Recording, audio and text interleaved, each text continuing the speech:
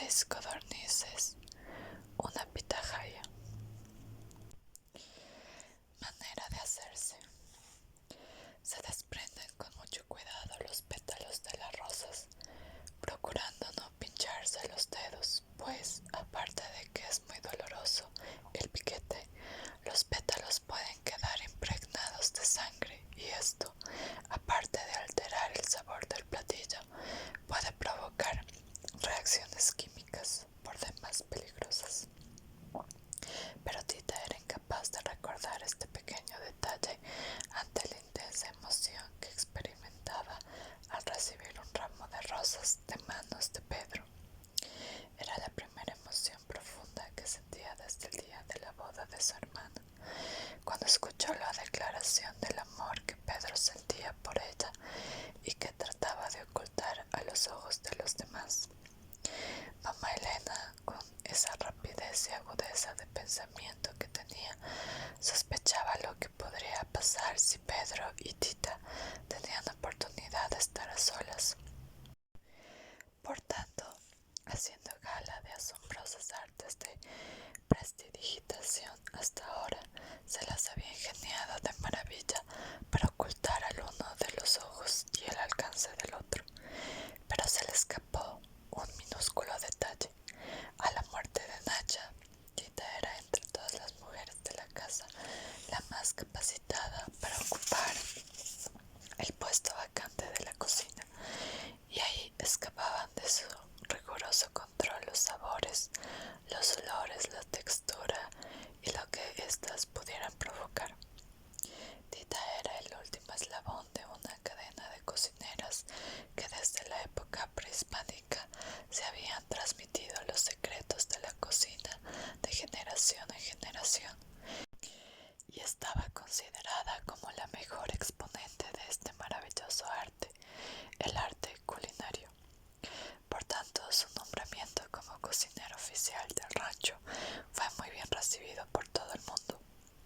Tita aceptó el cargo con agrado, a pesar de la pena que sentía por la ausencia de Nacha. Esta lamentable muerte tenía a Tita en un estado de depresión muy grande. Nacha, al morir, la había dejado muy sola. Era como si hubiera muerto su verdadera madre. Pedro, tratando de ayudarla a salir adelante, pensó que sería un buen detalle llevarle un ramo de rosas al cumplir su primer año como cocinera del rancho. Pero Rosaura, que esperaba a su primer hijo, no opinó lo mismo, y en cuanto la vio entrar con el ramo en las manos y dárselo a Tita en vez de a ella, abandonó la sala presa de un ataque de llanto. Mamá Elena, con solo una mirada, le ordenó a Tita salir de la sala y deshacerse de las rosas. Pedro se dio cuenta de su osadía bastante tarde, pero mamá Elena, lanzándole la mirada correspondiente, le hizo saber que aún podía reparar el daño causado. Así que, pidiendo una disculpa, salió en busca de Rosaura. Tita apretaba las rosas con tal fuerza contra su pecho que cuando llegó a la cocina, las rosas, que en un principio eran de color rosado, ya se habían vuelto rojas por la sangre de las manos y el pecho de Tita. Tenía que pensar rápidamente qué hacer con ellas. Estaban tan hermosas. No era posible tirarlas a la basura, en primera porque nunca antes habían recibido flores y en segunda porque se las había dado Pedro. De pronto escuchó claramente la voz de Nacha, dictándole al oído una receta prehispánica donde se utilizaban pétalos de rosa. Tita la tenía medio olvidada, pues para hacerla se necesitaba faisanes y en el rancho nunca se había dedicado a criar ese tipo de aves. Lo único que tenía en ese momento era codornices, así que decidió alterar ligeramente la receta con tal de utilizar las flores. Sin pensarlo más, salió al patio y se dedicó a perseguir codornices. Después de atrapar a 6 de ellas, las metió a la cocina y se dispuso a matarlas, lo cual no le era nada fácil después de haberlas cuidado y alimentado por tanto tiempo. Tomando una gran torció el pescuezo como había visto a Nacha hacerlo tantas veces, pero con tan poca fuerza que la pobre codorniz no murió, sino que se fue quejando lastimeramente por toda la cocina, con la cabeza colgada de lado. Esta imagen la horrorizó. Comprendió que no se podía ser débil en esto de la matada, o se hacía con firmeza o solo se causaba un gran dolor. En ese momento pensó en lo bueno que sería tener la fuerza de mamá Elena. Ella mataba así, de tajo, sin piedad. Bueno, aunque pensándolo bien, no. Con ella había hecho una excepción. La había empezado a matar desde niña, poco a poquito, y aún no le daba el golpe final. La boda de Pedro con Rosaura la había dejado como la codorniz, con la cabeza y el alma fracturada, y antes de permitir que la codorniz sintiera los mismos dolores que ella, en un acto de piedad, con gran decisión, rápidamente la ultimó. Con las demás todo fue más fácil. Solo trataba de imaginar que cada una de las codornices tenía atorado un huevo tibio en el buche, y que ella piadosamente las liberaba de ese martirio, dándoles un buen torso. Cuando niña muchas veces deseó morir antes que desayunar el consabido y obligatorio huevo tibio. Mamá Elena la obligaba a comerlo. Ella sentía que el estómago se le cerraba fuerte, muy fuerte, incapaz de poder deglutir alimento alguno, hasta que su madre le propinaba un coscorrón que tenía el efecto milagroso de desbaratarle el nudo en la garganta, por la que entonces se deslizaba el huevo sin ningún problema. Ahora se sentía más tranquila y los siguientes pasos los realizó con gran destreza. Tal parecía que era la misma Nacha la que en el cuerpo de Tita realizaba todas esas actividades: desplumar las aves en seco, sacarles las vísceras y ponerlas a freír. Después de desplumarlas y vaciadas las codornices, se las recogen y atan las patas para que conserven una posición graciosa mientras se ponen a dorar en la mantequilla, espolvoreadas con pimienta y sal al gusto. Es importante que se desplume las codornices en seco, pues al sumergirlas en agua hirviendo altera el sabor de la carne. Este es uno de los innumerables secretos de la cocina que solo se adquieren con la práctica. Como Rosaura no había querido participar de las actividades culinarias desde que se quemó las manos en el comal, lógicamente ignoraba este y muchos otros conocimientos gastronómicos. Sin embargo, ¿quién sabe si por querer impresionar a Pedro, su esposo, o por querer establecer una competencia con Tita en sus terrenos, en una ocasión intentó cocinar?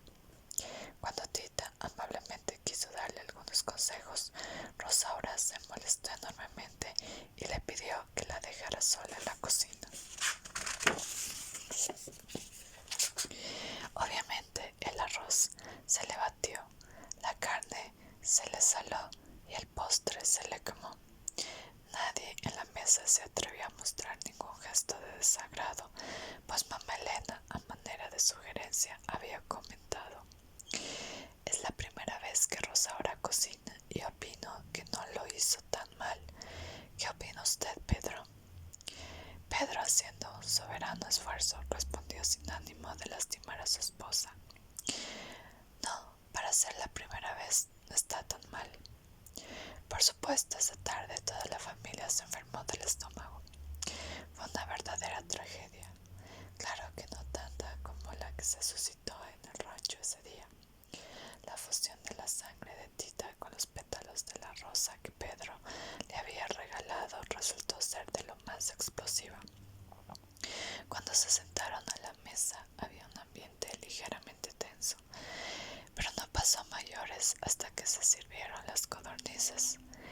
Pedro, no contento con haber provocado los celos de su esposa, sin poderse contener, al saborear el primer bocado del platillo, exclamó, cerrando los ojos con verdadera lujuria: este es un placer de los dioses.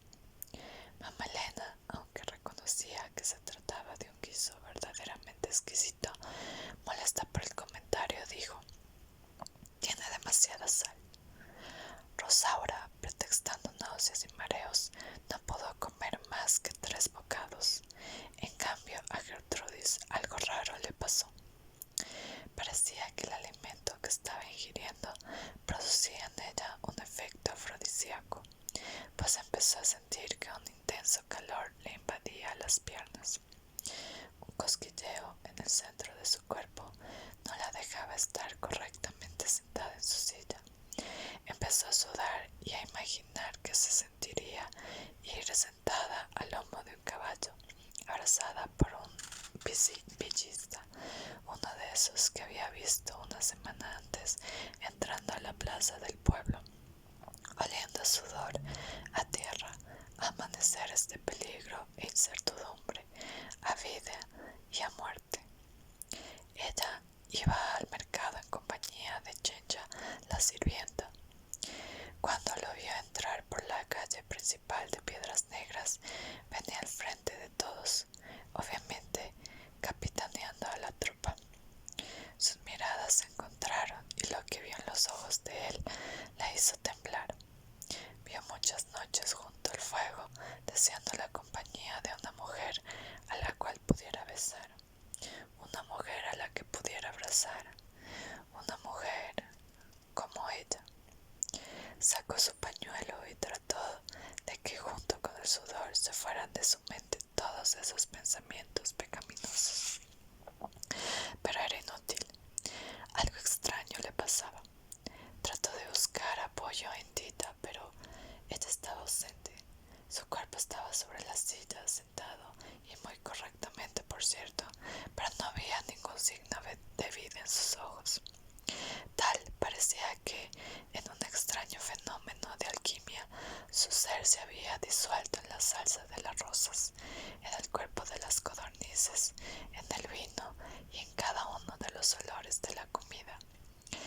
De esta manera penetraba en el cuerpo de Pedro, voluptuosa, aromática, calurosa, completamente sensual. Parecía que había descubierto un código nuevo de comunicación en el que Tita era la emisora, Pedro el receptor y Gertrudis la afortunada en quien se sintetizaba esta singular relación sexual a través de la comida. Pedro no puso resistencia, la dejó entrar hasta el último rincón de su ser sin poder quitarse la vista el uno del otro. Le dijo: nunca había probado algo tan exquisito. Muchas gracias. Es que verdaderamente este platillo es delicioso. Las rosas le proporcionan un sabor de lo más refinado. Ya que se tienen los pétalos deshojados, se muelen en el molcajete junto con el anís. Por separado, las castañas se ponen a dorar en el comal, se descascaran y se cuecen en agua. Después se hacen puré. Los ajos se pican finamente y se doran en la mantequilla. Cuando están así tronados, se les agrega el puré de castañas, la miel, la pitahaya molida, los pétalos de las rosas y sal al gusto. Para que espese un poco la salsa se le pueden añadir 2 cucharaditas de fécula de maíz. Por último, se pasa por un tamiz y se le agregan solo 2 gotas de esencia de rosas, no más, pues se corre el peligro de que quede muy olorosa y pasada de sabor. En cuanto está sazonada, se retira del fuego. Las codornices solo se sumergen durante 10 minutos en esta salsa para que se impregnen de sabor y se sacan. El aroma de la esencia de rosas es tan penetrante que el molcajete que se utilizaba para moler los pétalos quedaba impregnado por varios días. La encargada de lavarlo junto con los demás trastes que se utilizaban en la cocina era Gertrudis. Esta labor la realizaba después de comer en el patio, pues aprovechaba para echar a los animales la comida que había quedado en las ollas. Además, como los trastes de cocina eran tan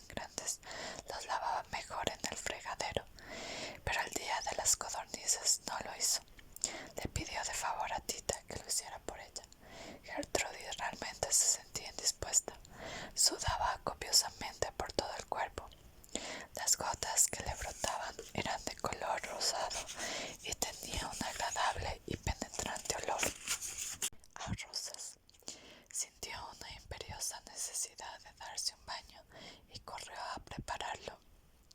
En la parte trasera del patio, junto a los corrales y el granero, mamá Elena había mandado instalar una regadera rudimentaria.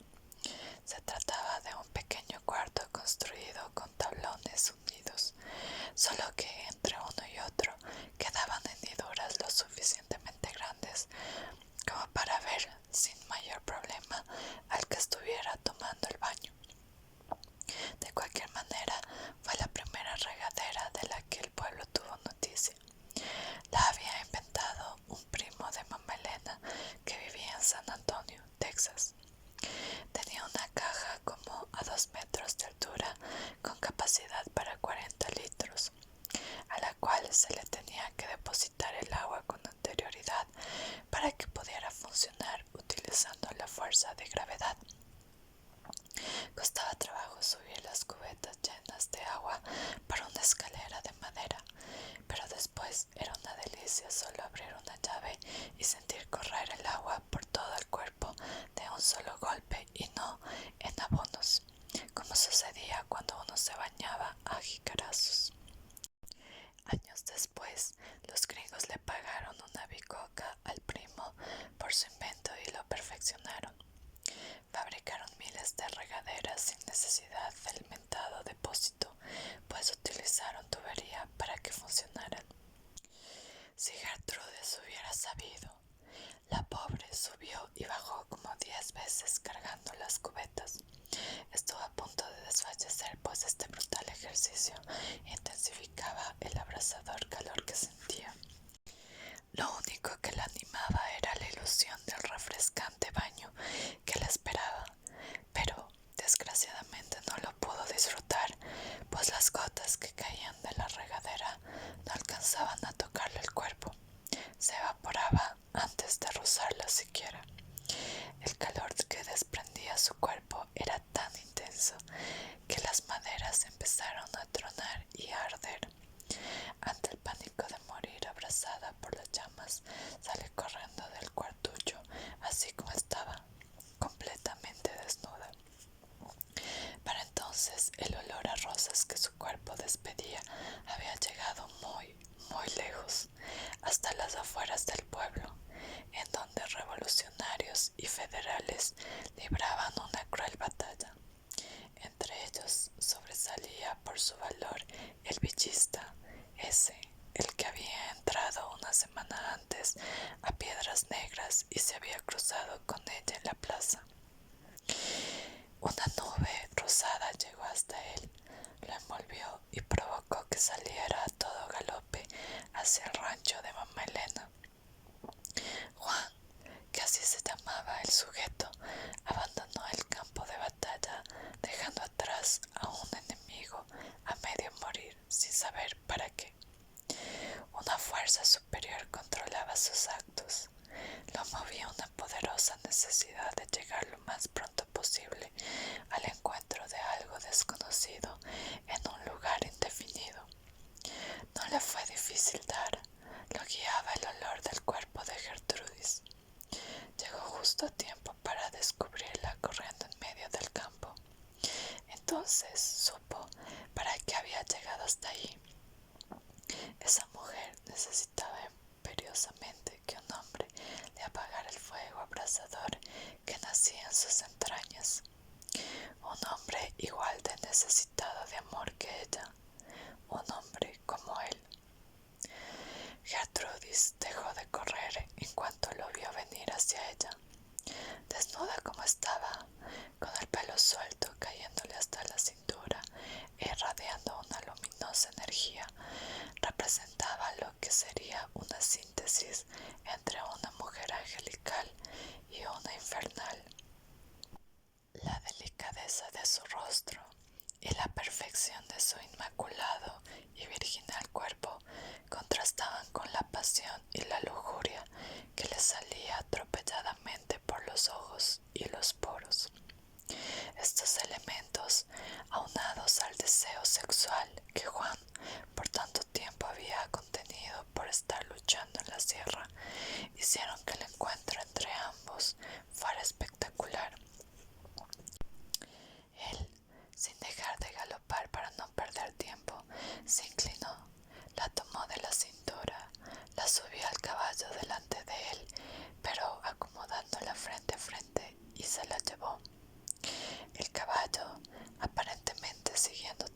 órdenes superiores, siguió galopando como si supiera perfectamente cuál era su destino final, a pesar de que Juan le había soltado las riendas para poder abrazar y besar apasionadamente a Gertrudis.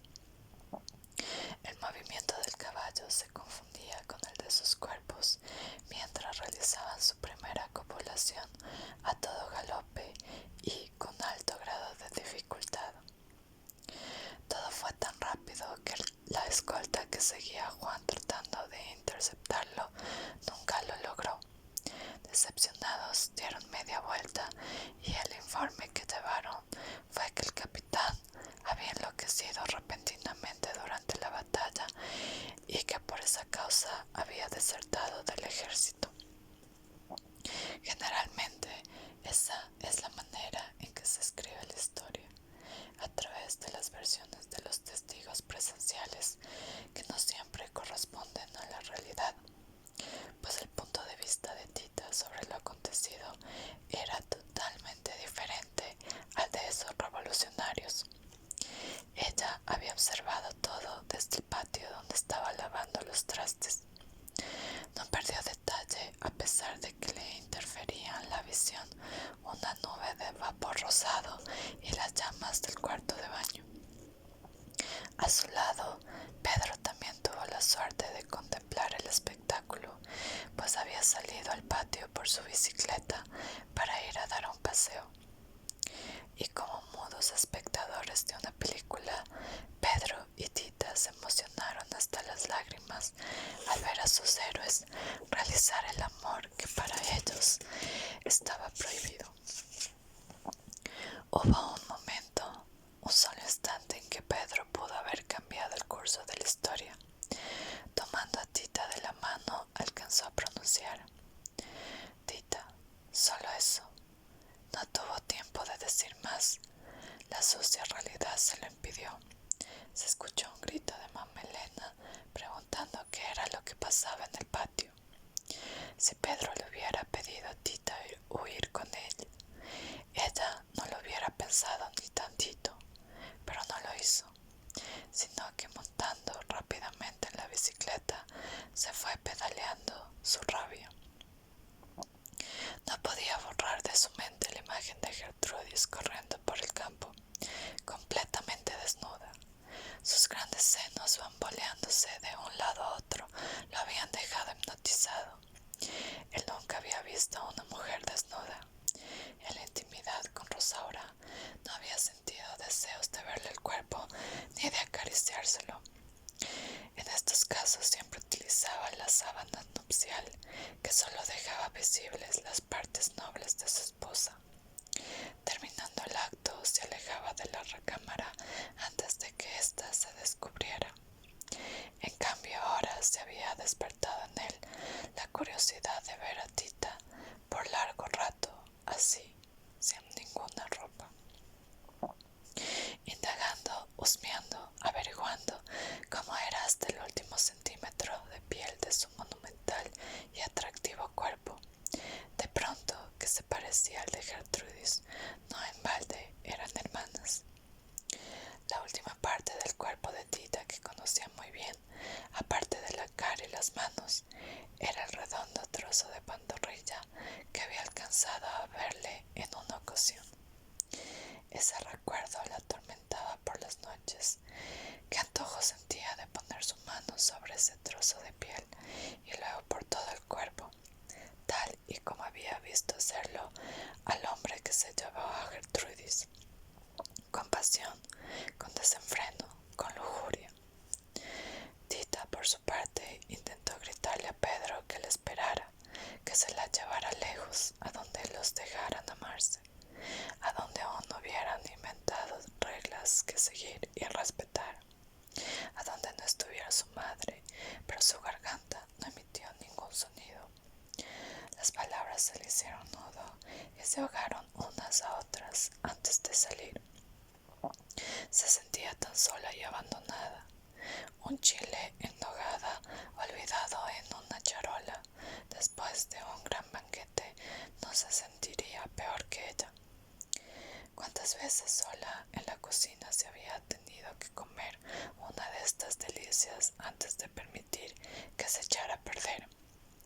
El que nadie se coma el último chile de una charola generalmente sucede cuando la gente no quiere demostrar su gula, y aunque les encantaría devorarlo, nadie se atreve. Y es así como se rechaza un chile relleno que contiene todos los sabores imaginables: lo dulce del acitrón, lo picoso del chile, lo sutil de la nogada, lo refrescante de la granada. Un maravilloso chile en nogada que contiene en su interior todos los secretos del amor, pero que nadie podrá desentrañar a causa de la decencia. Maldita decencia, maldito Manuel Carreño. Por su culpa, su cuerpo quedaba destinado a marchitarse poco a poco, sin remedio alguno. Y maldito Pedro, tan decente, tan correcto, tan varonil, tan amado. Si Tito hubiera sabido entonces que no tendrían que pasar muchos años para que su cuerpo conociera el amor, no se habría desesperado tanto en ese momento. El segundo grito de mamá Elena la sacó de sus cavilaciones y la hizo buscar rápidamente una respuesta. No sabía qué era lo que iba a decir a su mamá. Si primero le decía que estaba ardiendo la parte trasera del patio, o que Gertrudis se había ido con un villista a lomo de caballo y desnuda. Se decidió por dar una versión en la cual los federales, a los que Tita aborrecía, habían entrado en tropel, habían prendido fuego a los baños y habían raptado a Gertrudis. Mamá Elena se creyó toda la historia y enfermó de la pena, pero estuvo a punto de morir cuando se enteró una semana después por boca del padre Ignacio, el párroco del pueblo, que quién sabe cómo se enteró, que Gertrudis estaba trabajando en un burdel en la frontera. Prohibió volver a mencionar el nombre de su hija y mandó quemar sus fotos y su acta de nacimiento. Sin embargo, ni el fuego ni el paso de los años han podido borrar el penetrante olor a rosas que despide el lugar donde antes estuvo la regadera y que ahora es el estacionamiento de un edificio de departamentos. Tampoco pudieron borrar de la mente de Pedro y Tita las imágenes que observaron y que los marcaron para siempre.